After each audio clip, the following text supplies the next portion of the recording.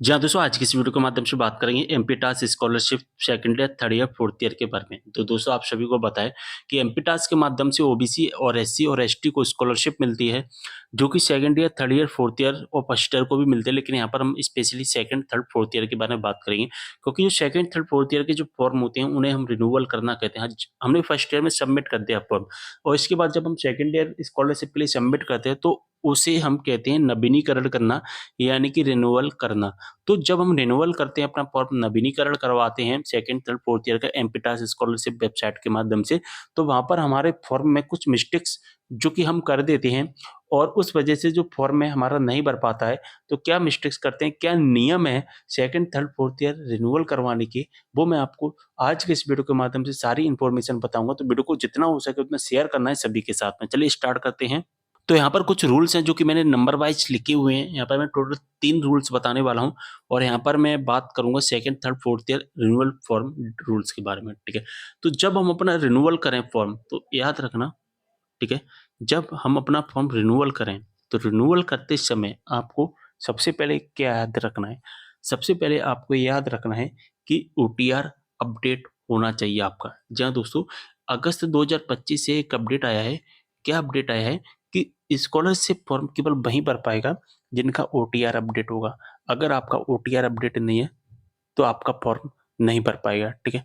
अब OTR update कैसे होता है और ओटीआर क्या चीज़ है? देखिए, वन टाइम रजिस्ट्रेशन होता है ओटीआर का मतलब, और यहाँ पर हमें स्कॉलरशिप फॉर्म भरते समय ये ओटीआर नंबर हमारे पास में होना चाहिए। अब ये ओटीआर नंबर कहाँ से मिलेगा, वो मैं आपको बताऊँगा। देखिए, एमपी टास्क पर जब हम फॉर्म भरेंगे, तो जब हम माई प्रोफाइल पर आते हैं, ठीक है? कहाँ पर आएँगे आप? हम माई प्रोफाइल ऑप्शंस में आएँगे।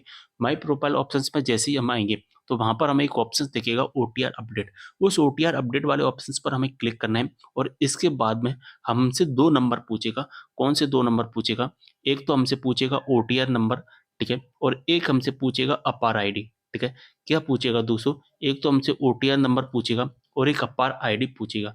अब ये ओटीआर नंबर होता है वो कहाँ से मिलता है? ये ओटीआर नंबर हमें मिलेगा, वो मिलेगा एनएसपी पोर्टल से। हमें एक अलग से एनएसपी पोर्टल ओपन करना होगा, नेशनल स्कॉलरशिप पोर्टल का ऑप्शन है, वहाँ पर जाकर हमें एक रजिस्ट्रेशन करना है और रजिस्ट्रेशन करने के बाद में हमें ओटीआर नंबर मिल जाएगा, ठीक है? बात समझ में आ गई? इसके बाद में हमसे पूछेगा अपार आईडी, यानी कि हमें ओटीआर नंबर भी डालना है, हमें अपार आईडी भी डालनी है। आखिरकार ये अपार आईडी क्या होती है?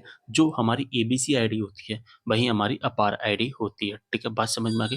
और ये अपार आईडी कहाँ से बनती है? ये डिजी लॉकर से बनेगी। एक अलग से हमें डिजी लॉकर वेबसाइट ओपन करनी है, डिजी लॉकर पर जाना है, वहाँ पर हमें रजिस्ट्रेशन करना है और रजिस्ट्रेशन के बाद हमें हमारी एबीसी आईडी या अपार आईडी मिल जाएगी। डिजी लॉकर पर रजिस्ट्रेशन कैसे करना है, अपार आईडी कैसे बनानी है, इसके बारे में मैंने एक सेपरेट वीडियो बनाया हुआ है, जो कि लिंक डिस्क्रिप्शन बॉक्स में, या आप गूगल पर सॉरी यूट्यूब पर सर्च करोगे तो आपको मेरा वो वीडियो मिल जाएगा, ठीक है? यहाँ पर 2 चीज़ें हमें डालनी होती हैं, जैसा कि मैंने अभी आपको बताया, एक ओटीआर नंबर, एक अपार आईडी, इन दोनों को डालना है, लिंक कर देना है, जैसे ही लिंक हो जाएगा आपका ओटीआर अपडेट कंप्लीट हो जाएगा, ठीक है?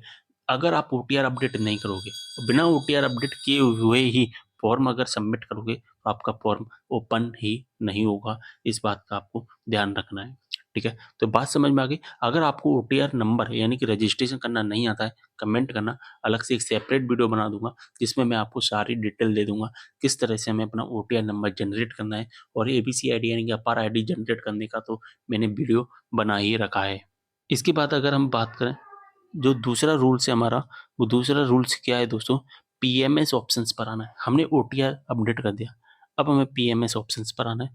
पीएमएस ऑप्शंस पर आने के बाद में हमें क्या करना है?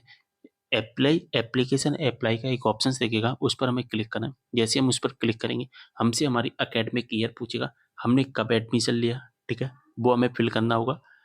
हमें आज का डेट नहीं फिल करना है, जैसे कि 2025 चल रहा है, वो हमें फिल नहीं करना है।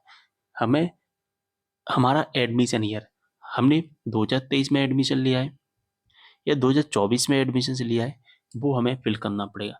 इसके बाद हम प्रेजेंट में किस ईयर में, ठीक है, वो फिल करना है। और इसके बाद में हमें एक ऑप्शंस फिल करना होगा, जो कि रिन्यूअल का ऑप्शंस आता है, वो रिन्यूअल का ऑप्शंस हमें सिलेक्ट करना है, अगर हम अपना फॉर्म जो कि रिन्यूअल कर रहे हैं सेकंड, थर्ड, फोर्थ ईयर के लिए, ठीक है? ये तीनों ऑप्शंस पर क्लिक करना, सबमिट कर देना, सबमिट करने के बाद में सक्सेस का ऑप्शंस आ जाएगा, ठीक है। अगर हमारा सक्सेस का ऑप्शंस नहीं आ रहा है, तो इसका मतलब क्या है कि आपका आपका दोस्तों लास्ट ईयर का जो रिजल्ट है, यानी कि आप मान के चलिए आप प्रेजेंट में सेकंड ईयर में हो, तो सेकंड ईयर से पहले आपने फर्स्ट ईयर पास किया, तो फर्स्ट ईयर का रिजल्ट आपका एमपीटास वेबसाइट पर कॉलेज वालों ने अपडेट नहीं किया है। आप मान के चलिए प्रेजेंट में यहाँ पर थर्ड सेमेस्टर में है, ठीक है। वर्तमान में आप कौन सी सेमेस्टर में आ गए? आप वर्तमान में थर्ड सेमेस्टर में आ गए।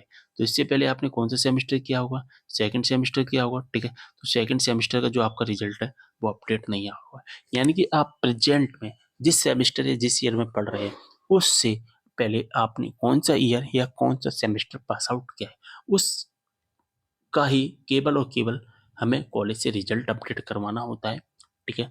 और जैसे ही हमारा रिजल्ट अपडेट हो जाएगा, हमारा फॉर्म ओपन हो जाएगा, और फॉर्म सबमिट करना तो सिंपल सा ही है, जो कि मैंने 2024 में बहुत सारे वीडियोज बनाए रखे हुए हैं। उन वीडियोज को देख लेना, प्रोसेस सेम टू सेम है। अगर आप कमेंट करोगे तो 2025 में भी एक अलग से सेपरेट वीडियो बना दूंगा, ठीक है। बात समझ में आ गई आपको? सारी चीज समझ में आ गई हुई। ये 3 रूल्स हैं, 3 रूल्स का विशेष ध्यान रखना है आपको।